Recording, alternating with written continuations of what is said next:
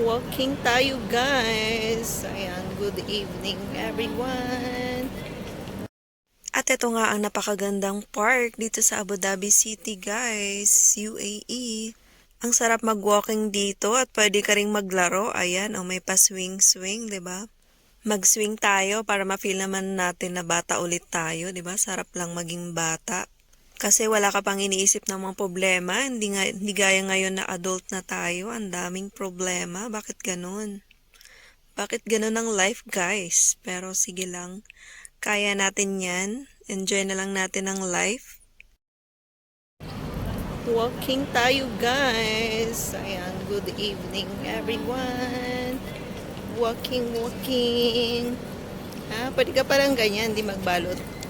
Oo, Okay lang. natanggal. Sobrang init nga ang panahon dito guys sa UAE, kaya naman masarap talaga magpapawis sa labas.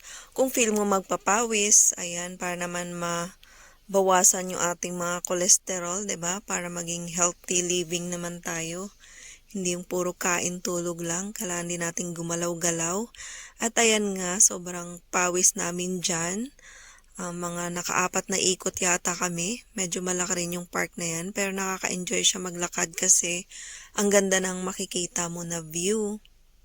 Meron din dyang mga fountain. Ayan.